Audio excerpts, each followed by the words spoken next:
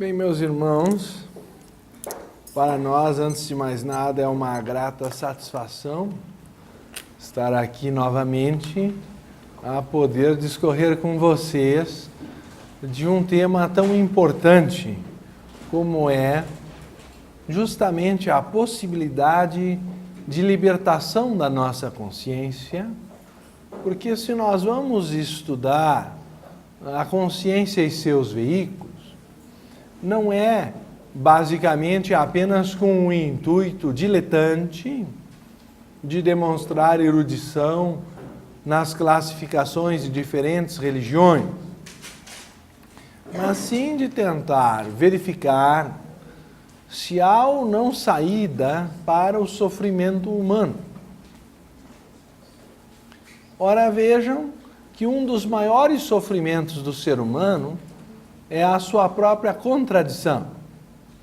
E justamente nesse sentido é que nós estamos caracterizando o primeiro capítulo já intitulado A Contradição Humana. Mas meramente diagnosticar que o ser humano é contraditório, ou como nós citamos do adágio clássico latino, errare humanum est, errar é humano, não nos leva muito longe. Outra coisa é, porém, nós descobrirmos a causa da contradição e com isso, quem sabe, encontrar um caminho de saída. Por isso, talvez, quem sabe, o nosso novo lançamento da Tradição Sabedoria em terceira edição revista e aumentada, apresenta uma capa inspirada na obra de Hieronymus Bosch, aliás, uma cópia do original que se encontra no Palácio Ducale, o Palácio dos Doges em Veneza. Eu confesso, desde que vi, não consegui mais esquecer, e justamente caracteriza a saída, só que simboliza a ascensão aos céus.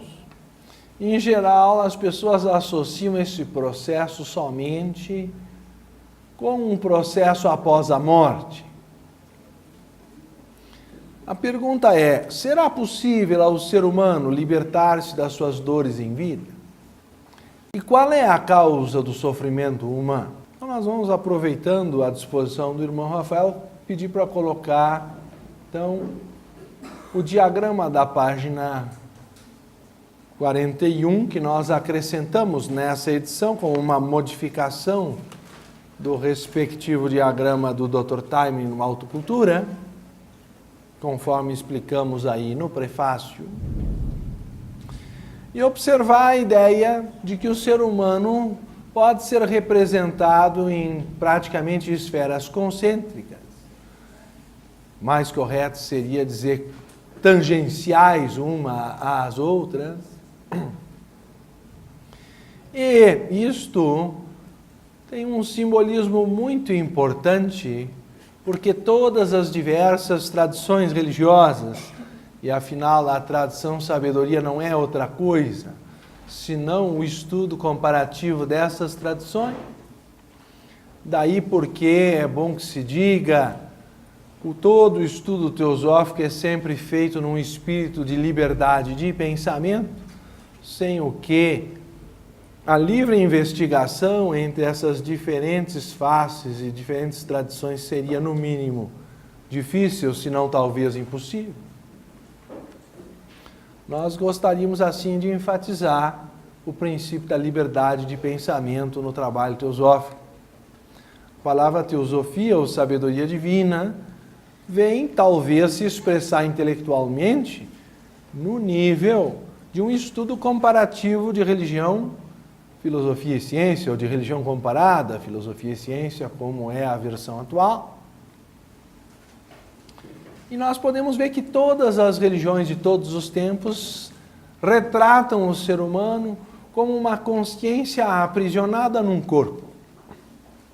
Corpo esse que nós bem sabemos é mortal. Então, aquela primeira e menor esfera da consciência é a esfera mortal, que abrange o corpo físico, chamado ali de E4, o corpo vital ou duplo etérico, chamado E3, o corpo astral ou emocional, chamado E2, e o corpo mental, do nosso pensamento concreto, chamado E1. Então, tudo isso corresponde a uma certa esfera. Nós simbolizamos a personalidade mortal com a letra E, e essa, de alguma forma, nós podemos verificar. O que transcende a essa esfera é, em geral, traduzido no cristianismo por alma.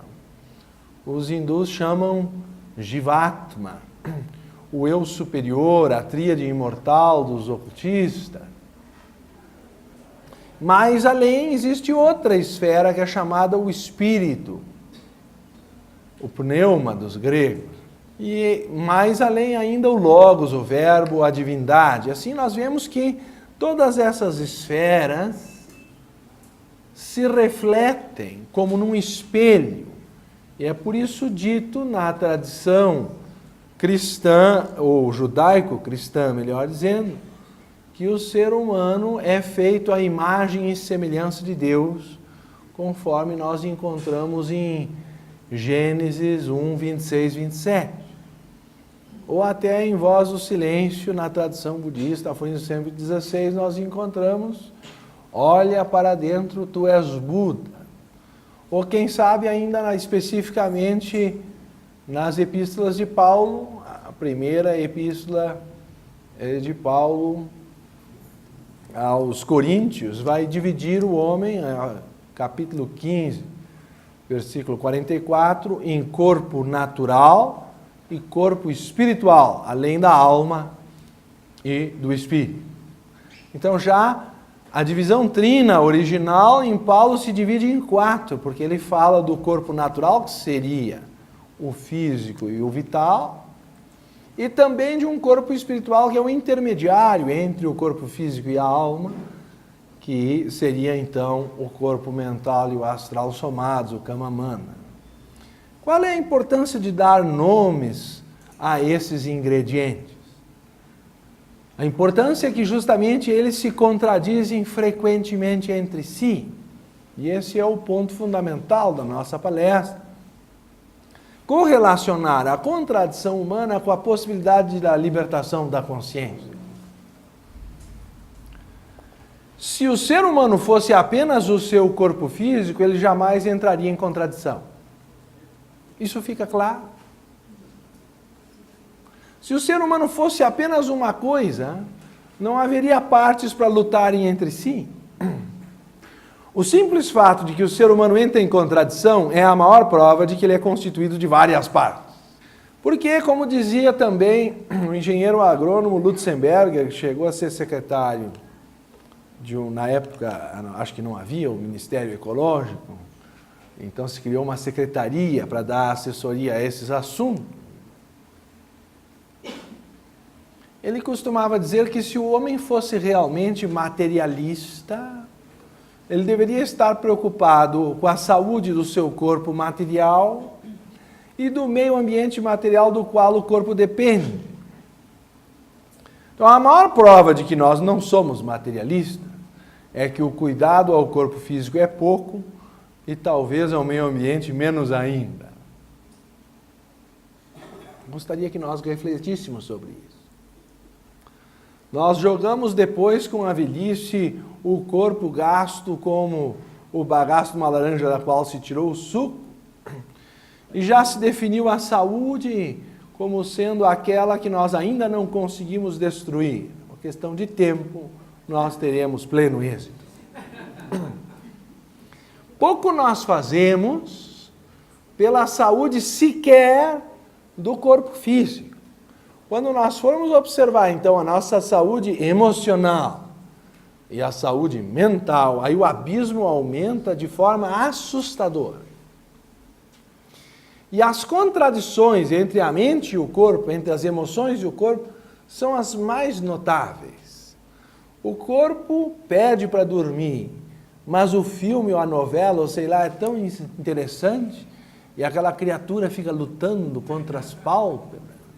Às vezes ainda chega um parente, dá aquele famoso conselho, por que não vais dormir, meu querido? Aí sim que o cara é capaz de ficar irritado, ainda dizer alguma palavra áspera, ou querer botar um palitinho de fósforo em cada um para escorar.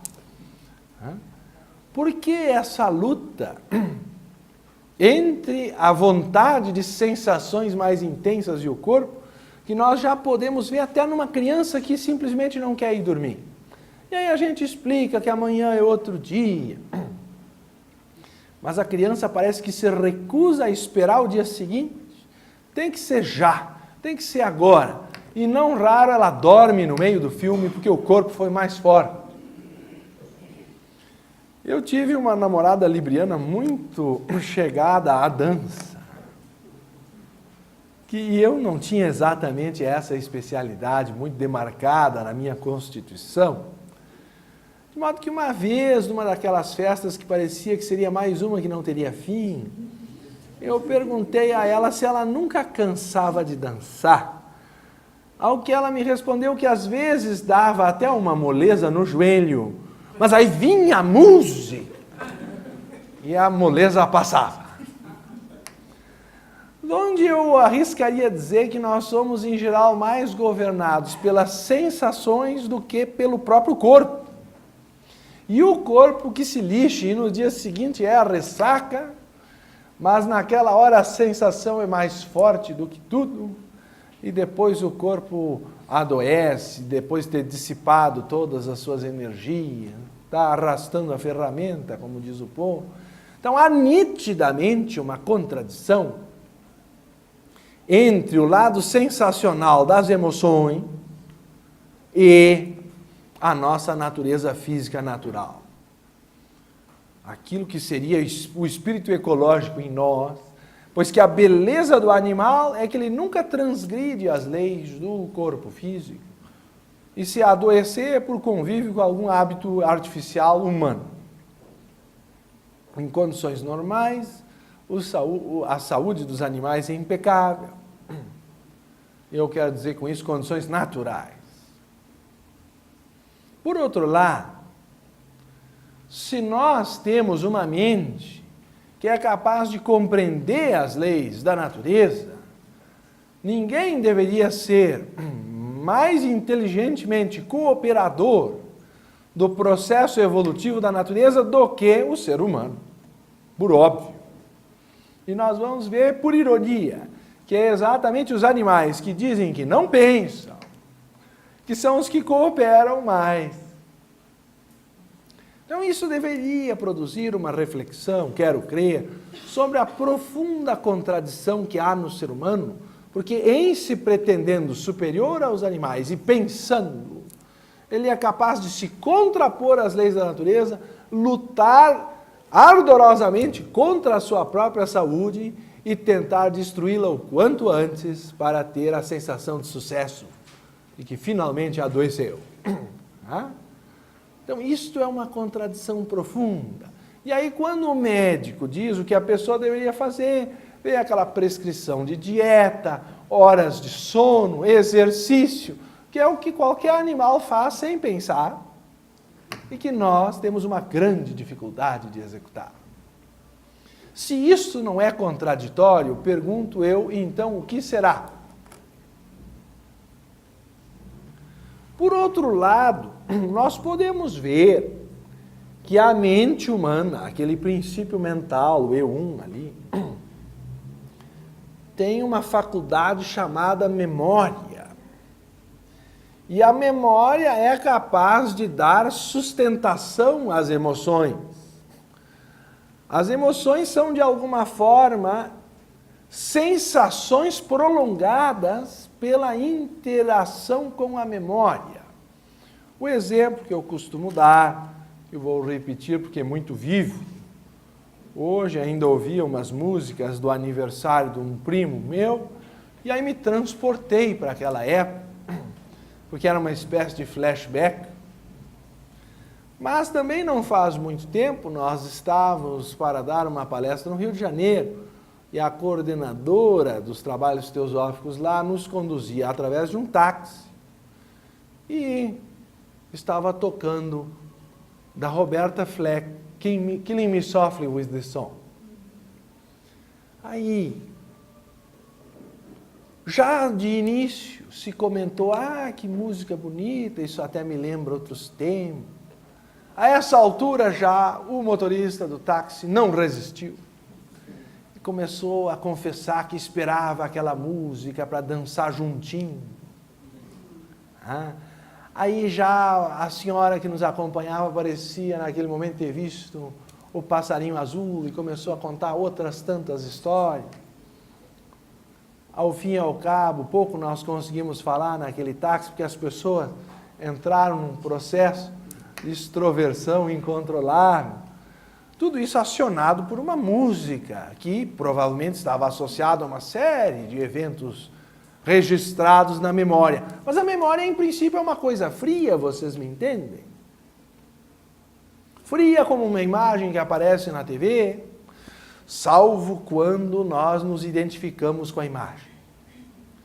Aí, misteriosamente, aquilo que era apenas uma imagem artificial de cores passando pela projeção de um elétron numa tela fotossensível, nós chamamos de vídeo, começa a produzir em nós emoções. E isso é o que nós chamamos ali a sede da emoção E2, o corpo emocional. E por que nós distinguimos o corpo mental do corpo emocional? Porque eles podem até entrar em conflito entre si.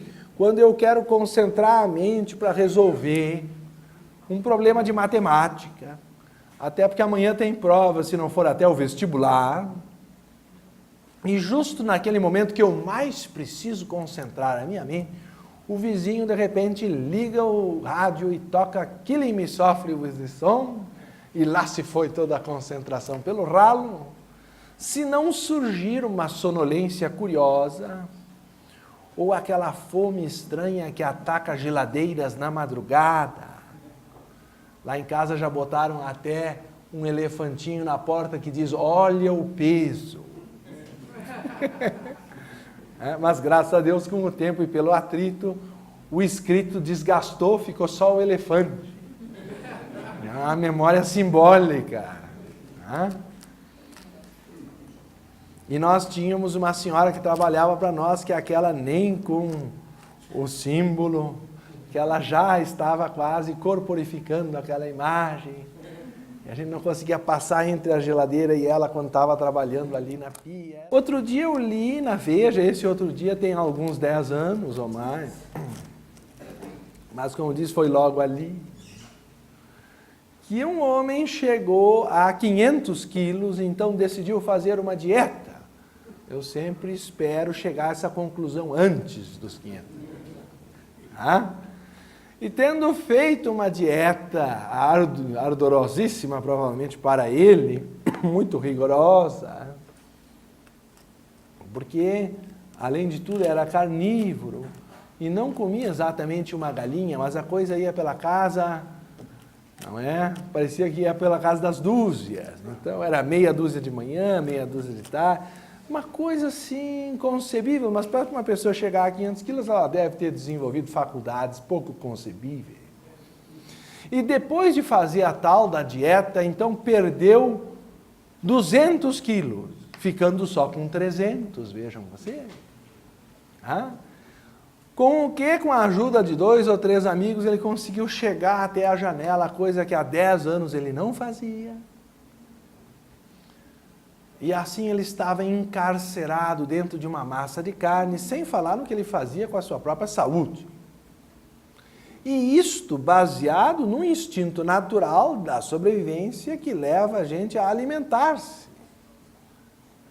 Mas nós podemos deformar qualquer instinto, se a nossa sede pelo infinito se confundir por vias finitas. Se nós buscarmos qualquer coisa infinita no reino do finito, ao fim e ao cabo haverá uma deformação de algum tipo. Se for através das sensações físicas, então sim, tenho certeza, a saúde irá à breca, a saúde não resistirá, porque o corpo não tem condições, na sua finitude, de suprir a nossa sede por algo infinito. E todas as sensações que ele pode oferecer são propriamente e tais quais, como ele mesmo, finitas. E quando todas as sensações corporais já foram desgastadas ao limite, e ainda assim a pessoa tem o gosto do quero mais, aí ela costuma ir para a alegria química. Aí ela cai nas drogas ou no álcool.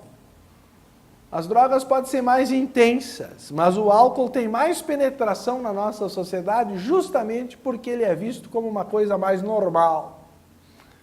E nisso ele pega muito mais gente que se torna dependente do que até as drogas que, infelizmente, já se tornaram quase, se não a terceira guerra mundial, pelo menos uma guerrilha internacional incontrolável. Meus queridos, por que então o ser humano busca nas sensações o seu preenchimento às custas da saúde do próprio corpo físico e a sua condição de sobrevivência na esfera terrestre? Entrando assim em total contradição com a condição da sua própria sobrevivência. Fosse só isso, nós vamos ver que os animais também têm uma necessidade de sobrevivência aos seus inimigos e, portanto, eventualmente matam, mas matam para se alimentar ou matam para sobreviver, para se defender. Mas o ser humano já produz $1 milhão por minuto em armas no mundo, enquanto morrem 40 mil crianças por dia, o que representa um total de $36 mil que são gastos em armas para cada criança que está a morrer de fome nesse planeta. E, portanto, ela não precisaria, evidentemente, morrer de fome. Isto é outra contradição lamentável do ser humano. E isso se deve à interface entre essas, pelo menos, 3 forças: o mental, o emocional e o físico. Por outro lado, se vocês apenas observarem, essa sede de infinito tem mais a ver com a natureza mental e emocional. Eu arriscaria dizer, às vezes, até mais emocional, porque a mente é mais fria. E ela já navega em conceitos do infinito com mais facilidade. Essa busca da união com um todo sem limites parece uma coisa mais do coração do que da cabeça. Porém, a cabeça arquiteta caminhos. E aí, quando esses dois fazem complô, em geral o corpo físico paga a diferença, paga o pato, como se diz. E aí a saúde vai embora. Por outro lado, eu lembro que quando nós queremos concentrar a mente, as emoções fogem, ou quando há uma discussão em família, ou isso ou aquilo, aí fica difícil a mente se concentrar, como também é difícil concentrar a mente quando o corpo não está em boas condições. Então, em todos estes casos, nós vemos que essas forças nem sempre estão alinhadas, mas não é incomum a mente querer se concentrar, a emoção ir para um lado, o corpo ainda tem fome, vai para o outro, ou quer dormir, ou sei lá o que ele quer, ou deixa de querer. E, portanto, nós citamos aqui uma passagem do Aos Pés do Mestre, que é a síntese da origem da contradição humana, quando é dito: mas o corpo e o homem são dois, e a vontade do homem não é sempre a que o corpo deseja. E o Katha Upanishad acrescenta: saiba que o ser é o passageiro e o corpo a carruagem, que o intelecto é o cocheiro e a mente as rédeas. Os sentidos, diz o sábio, são os cavalos. As estradas que percorrem são os labirintos do desejo. Então vocês vejam que eu saí do ser humano e já estou num comboio inteiro, com cavalo, carruagem, cocheiro, etc. Daqui a pouco tem que trocar a roda, aí o cara chega lá no médico e acha que ele tem que trocar uma peça. O corpo é quem paga o pato quando o cocheiro está bêbado, aí o cavalo sai a correr campo afora e bate numa pedra, sai da estrada. O cavalo deve achar que a estrada é a coisa mais chata que já foi inventada, porque não dá para comer, e ainda por cima é dura. Desgasta os cascos dele, e é sempre aquela mesma coisa. Então, na primeira oportunidade, para onde o cavalo quer fugir? Campo adentro quer dizer estrada afora. Então, se for dada uma oportunidade ao nosso corpo emocional, o E2, que ali representa a fonte de energia da emoção e da sensação, ela rapidamente quer fugir do controle da mente, que é o símbolo do cocheiro.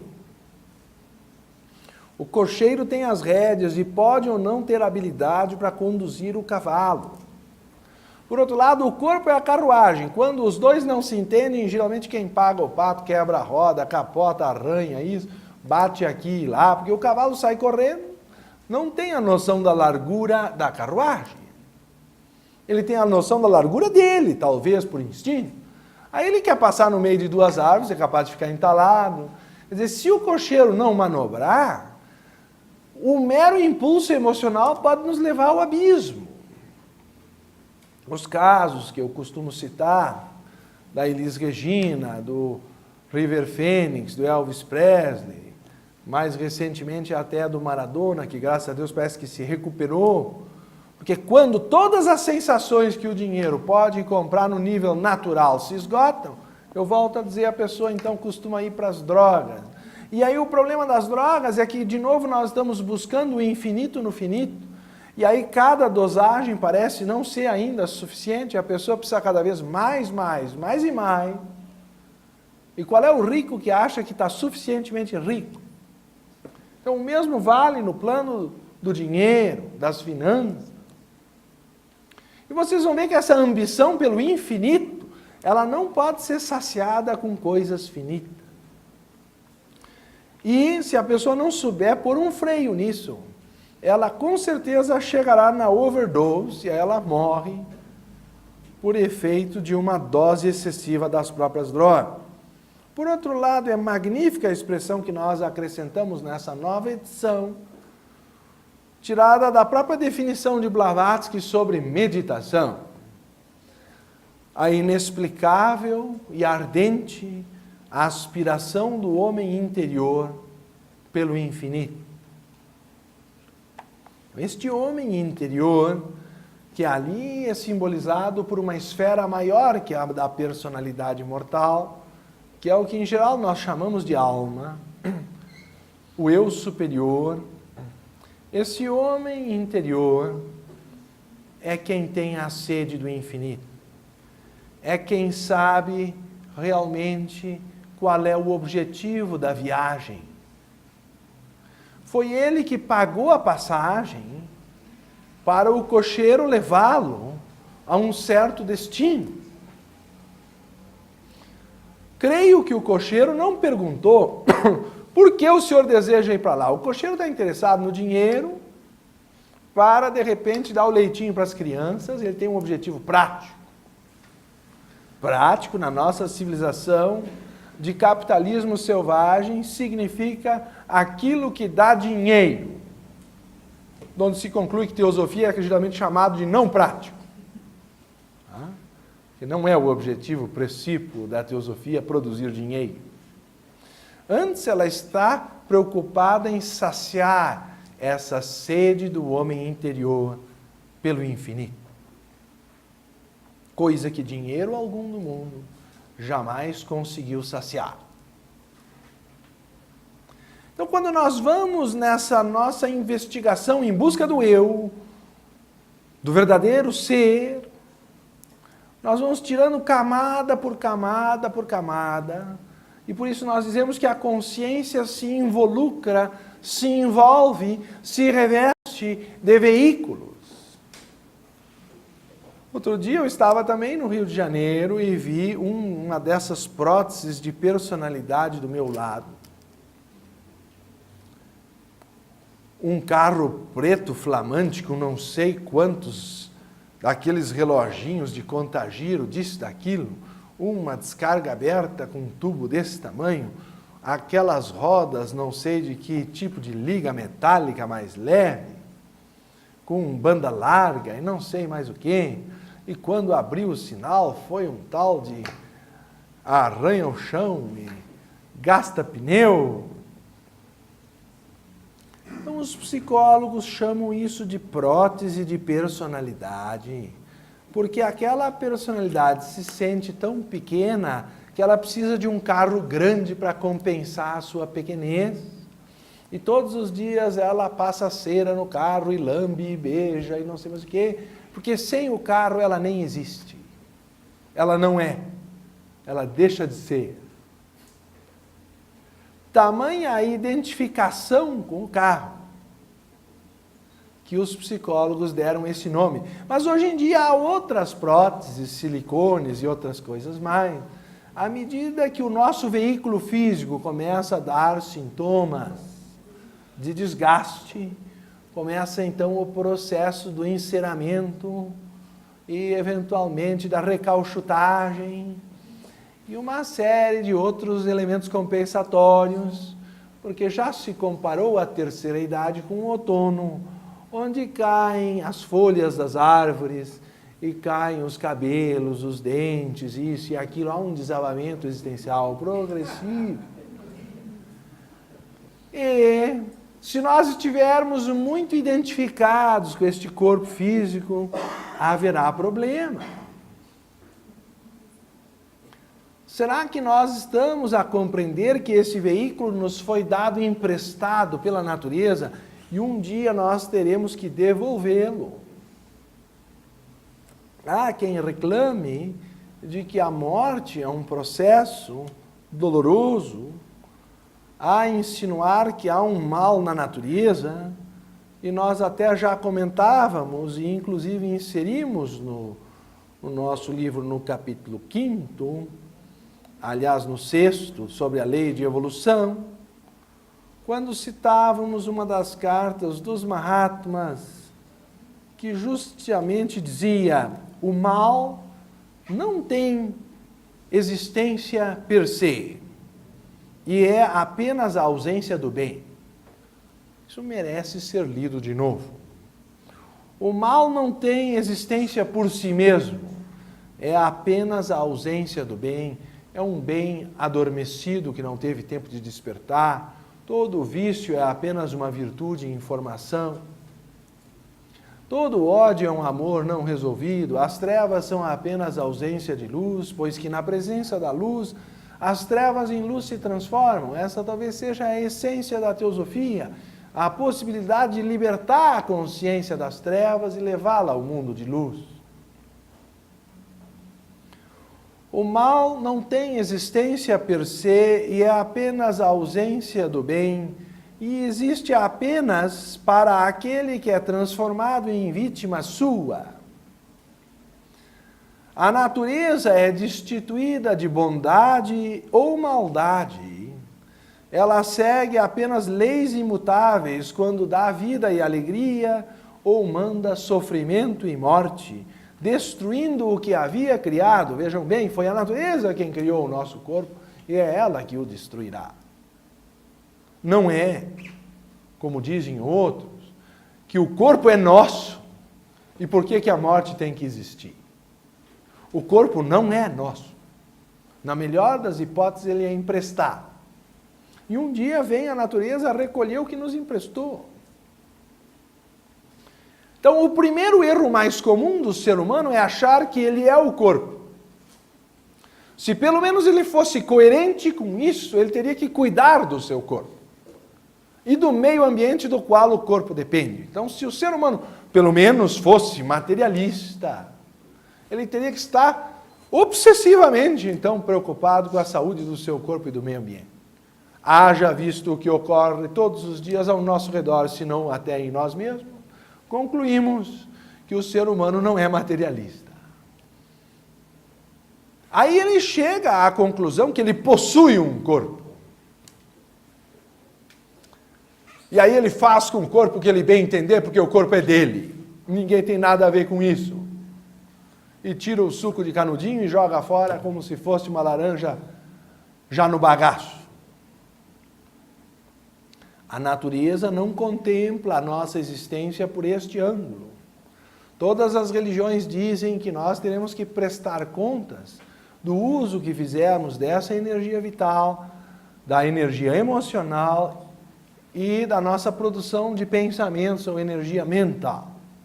Todas as religiões falam de uma lei de karma ou de ajuste, ou de que se colherá o que se semeou, ou de um juízo, ou o nome que se queira dar, onde haverá esse ajuste de contas, porque a natureza nos empresta. Isso está magnificamente descrito em Mateus 25, a parábola dos talentos na Bíblia. A quem muito é dado, muito será pedido, quem nada tem, ainda isso lhe será tirado. Ou seja, em função do uso virá o julgamento, o ajuste de conta. É também ali dito que nós somos o templo do Espírito Santo. Nós somos responsáveis pelo nosso corpo, pelas nossas emoções e os nossos pensamentos. E um amigo me lembrava que nossas células são um aglomerado, que por sua vez aglomeram moléculas e átomos, e nós somos, de certa forma, o Deus dessas células.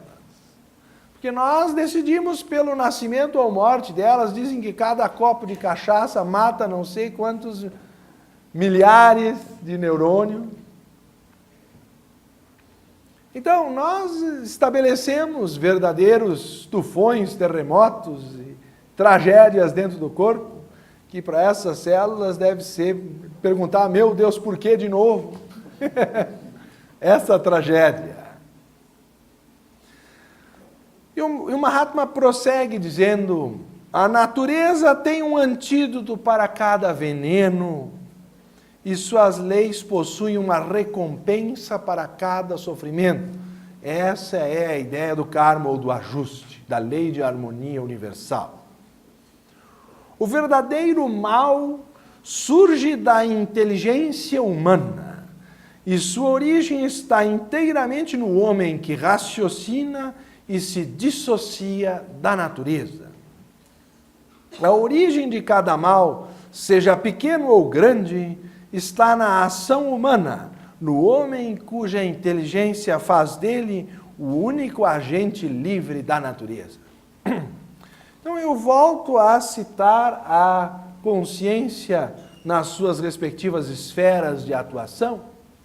O homem iluminado é aquele em que a esfera da personalidade está em plena sintonia com a da individualidade, que por sua vez está em plena sintonia com a do espírito, ou ali chamado justamente de mônada, que é o termo grego para um ou unidade, do grego monos, um, era o termo usado por Pitágoras, que por sua vez há de estar em harmonia com o Logos ou a divindade. Então, a beleza deste símbolo é lembrar-nos do axioma hermético, como em cima, assim embaixo, que nós somos feitos à imagem e semelhança da divindade. E a clássica fórmula de saída do sofrimento humano nos é dado, por exemplo, no Vivekachudamani Sri Shankaracharya, fundador da escola Vedantina, há uns 2.600 anos atrás, na Índia, que dizia, no aforismo 92 da obra citada, compreendendo que Atman é Brahman, ou seja, numa tradução sumaríssima, compreendendo que o Espírito é Deus, e que nele este universo é refletido como uma cidade num espelho, tu alcançarás a meta final.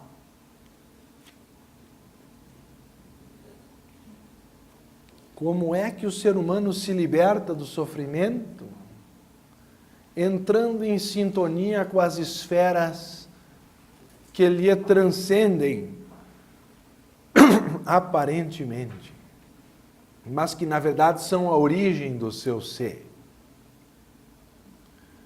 Então, quando a personalidade se sintoniza com a sua alma é o mesmo que o cocheiro entrar em harmonia com o passageiro. Eu insisto em dizer que o passageiro sabe para que ele está viajando. Se o cocheiro já não sabe mais, a gente pergunta para o cocheiro, há duas respostas em geral possíveis. A primeira é o silêncio, porque ele já está bêbado. Aí ele vai com aquela garrafinha, aquela alegria química debaixo do banco. Lá pela metade da viagem, quem manda na viagem é o cavalo, porque o cocheiro já está entregue à cachaça e ao seu sonho, ao mundo da ilusão. E aí, se desbarrancar, cair abismo abaixo, porque o cavalo, volta a dizer, não tem noção do peso que ele está transportando. Ele chega ali, onde é que ficam os pastos mais verdejantes? Você sabe onde ficam? Os pastos mais verdejantes estão naquele lugar em que ninguém comeu ainda. E ninguém comeu ainda porque é mais perigoso, porque dá na beira do abismo. E aí o cavalinho vai lá, plaque, e esquece, ou nunca soube, porque não sei se ele pensa, que ele está carregando uma carruagem, que tem bagagem, que tem passageiro, que tem até um cocheiro bêbado em cima e tal.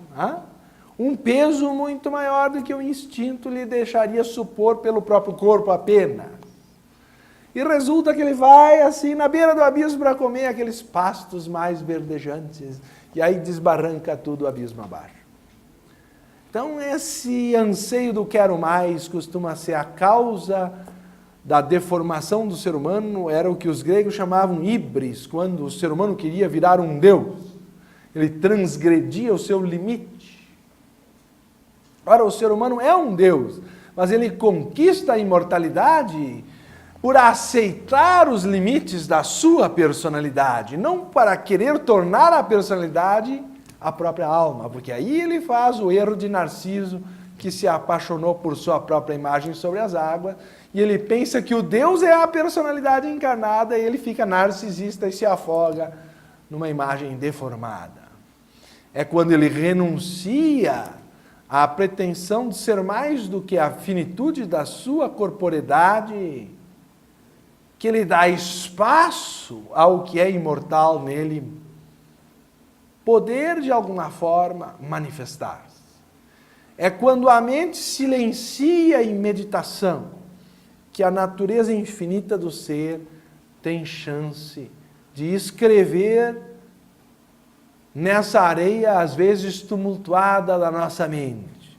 Então, quando aquele vento para de soprar, a areia se assenta, aí a mão divina da nossa alma consegue desenhar sobre as dunas, consegue deixar sua mensagem impressa. Por isso dizia também Krishnamurti, a meditação é o começo do autoconhecimento e o autoconhecimento é o começo da sabedoria. Nasce a sabedoria só quando há liberdade da mente. E a mente que está tranquila encontrará o atemporal. Ou como dizia Jesus, conhecereis a verdade vos libertará. Se nós compreendermos o sentido da vida, a mente silencia. A compreensão se dá aceitando a natureza finita do corpo, das emoções e da mente, pois que de repente aquele táxi foi embora. E portanto a Roberta Fleck, que estava tocando sua música no táxi, pelo rádio, também foi embora. A menos que eu roubasse do táxi o rádio, mas aí provavelmente sem a bateria ele não funcionaria. Então vocês veem que é inevitável que a sensação foi embora. No momento que se pagou o táxi, ele seguiu o seu curso. Mas a mente diz, quero mais, quero de novo. E aquela emoção perdurou como perdura aqui e agora. Só de contar a história as pessoas já se sentem transformadas. Começam a lembrar das músicas da sua vida, das emoções que gostariam de viver de novo. E aí nós vemos, não é, aquele movimento da emoção que é aquele cavalo na busca do quero mais e dos pastos mais verdejantes. E esse cocheiro chato que sempre quer me manter dentro da estrada. O cocheiro, por sua vez, cai na rotina de leva lá, sabe lá para quê, ele está só ganhando dinheiro. Mas fazer a 10ª, a 20ª viagem no mesmo trajeto, ele vai sonolento ou bêbado, aqui o cavalo vai quase sozinho, e daqui a pouco ele não vê quando o cavalo sai da estrada. Aí ele acorda e se arrepende das circunstâncias. Como que eu fui fazer tal coisa? E aí, em geral, é tarde. Porque levado pela emoção, ele fez o que em condições normais ele não aprovaria. E, de alguma forma, o passageiro fica impotente dentro da carruagem, porque a relação do passageiro com o cavalo depende da intermediação do cocheiro. A mente é, por isso, chamada o campo de Kurukshetra, o campo da batalha espiritual. Porque se a mente não ouvir o chamado do espírito, a batalha já está perdida e o cavalo vai fazer e acontecer. Nós vamos ser governados por um instinto. E nisso nós perderemos o trajeto e o sentido da vida. É nesse ponto também que magnificamente nos é dada uma das técnicas de meditação no livro de Blavatsky, que anotou aqui uma passagem de Franz Hartmann, e nós, por outro lado, citamos, quando basicamente se fala da técnica de substituição. A energia acumulada não pode ser aniquilada. É inútil tentar resistir a uma paixão que não podemos controlar. Se a sua energia acumulada não for conduzida para outros canais, crescerá até que se torne mais forte que a vontade e mais forte que a razão. Isso, aliás, do ponto de vista do ocultista, é a definição de loucura. Quando o instinto é mais forte que a razão. Para controlá-la, tu tens de conduzi-la para um outro canal superior. Isso é trabalho do cocheiro. O cocheiro tem que dar direção à energia bruta do cavalo. Não é que se mate o cavalo, por favor, não me entendam mal. Se nós matarmos a emoção, não iremos mais a parte alguma, porque ela é a energia propulsora do movimento. Não é reprimindo uma emoção que nós vamos chegar à iluminação, mas é reconduzindo-a a outro canal. Desse modo, o amor por alguma coisa vulgar pode ser modificado, transformando em amor por algo elevado. E o vício pode ser transformado em virtude, se o seu curso for alterado. A paixão é cega. Vai para onde for conduzida. A razão é um guia mais seguro para ela que o instinto. E é aqui que a teosofia se mostra bastante prática, embora talvez ela não dê dinheiro. Ela dá orientação para a vida das pessoas. Ela exercita a nossa faculdade filosófica de compreender o sentido da vida e de orientar o cavalo dentro da estrada para que ele alcance o destino que o passageiro almeja alcançar. A ira contida ou o amor acabará por descobrir algum objeto sobre o qual descarregar sua fúria. De outro modo, poderá produzir uma explosão que destruirá o seu agente. É o que em psicologia se chama de somatização. Aquele corpo astral ou emocional acabam fazendo adoecer o corpo físico. Quer dizer, quando o corpo espiritual sobrecarrega o corpo natural, para usar a expressão de São Paulo em 1 Coríntios 15, 44.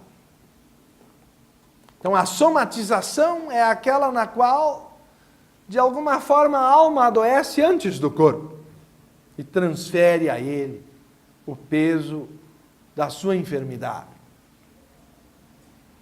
Após a tempestade vem a bonança.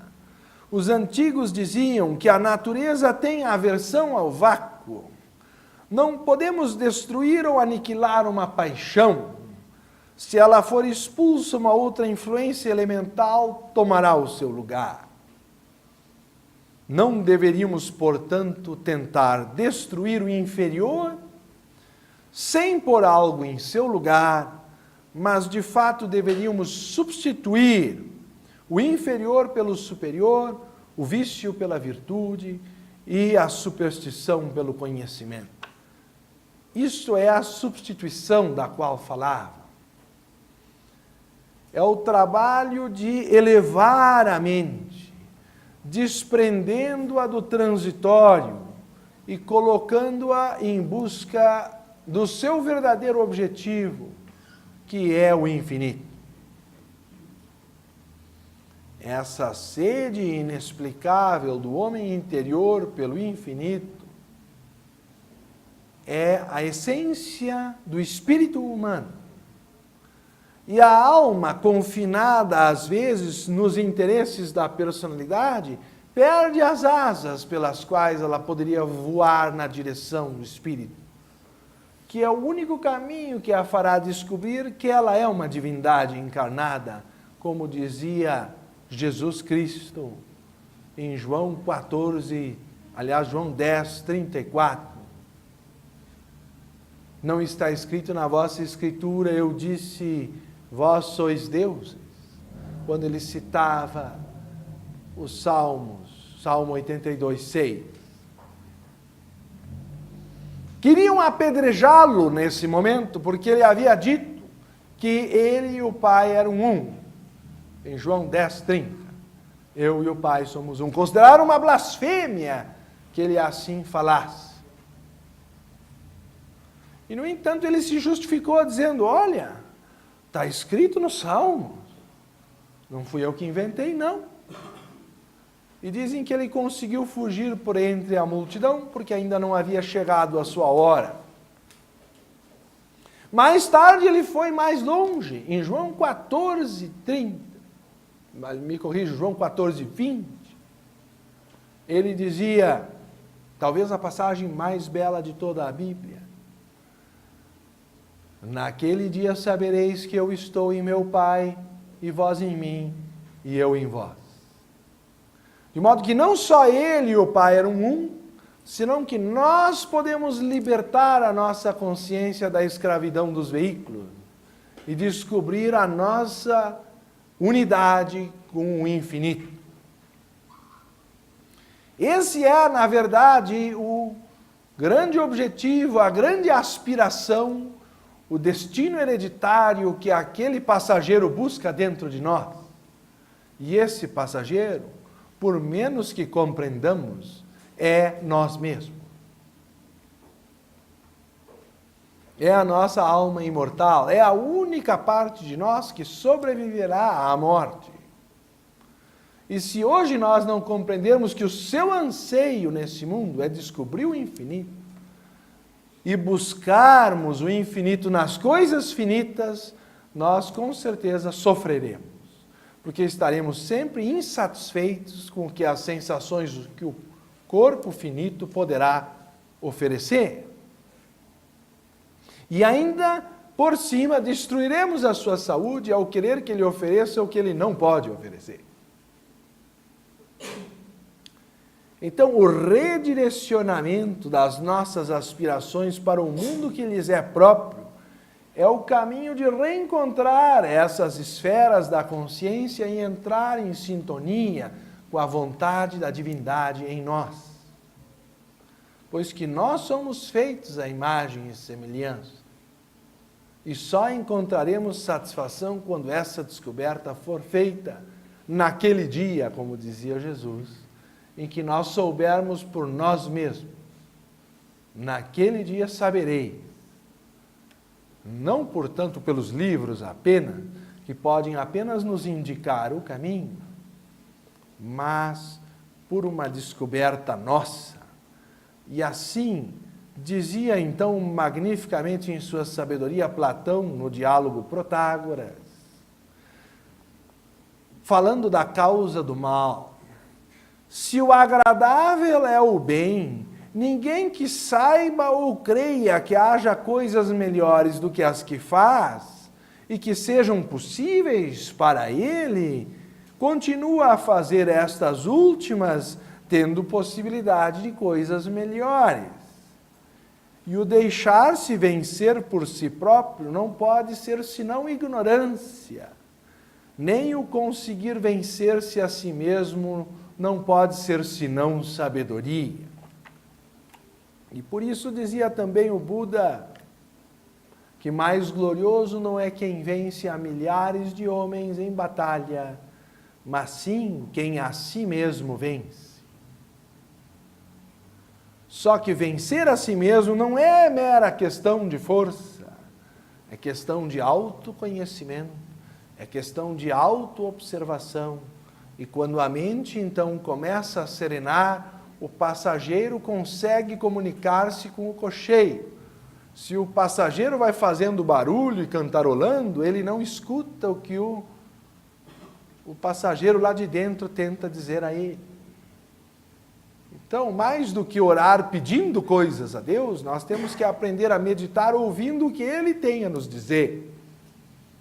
E é nesta serenidade que o homem encontra a libertação da consciência.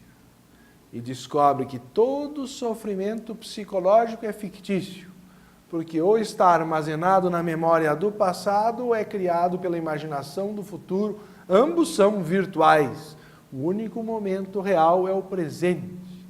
E a técnica clássica de Vipassana, da meditação, sugerida pelo próprio Buda, era apenas de observar a respiração e deixar que a mente nessa contemplação serenasse. O resto virá por acréscimo. Ou, como dizia Jesus, buscai o reino de Deus e sua justiça, e tudo mais vos será dado por acréscimo. E esse reino está dentro de nós, e esse é o nosso desafio, conhecer a nós mesmos. Quando o homem conhece a si mesmo, segundo o tempo de Apolo em Delfos, ele conhecerá a imortalidade, os deuses e o universo.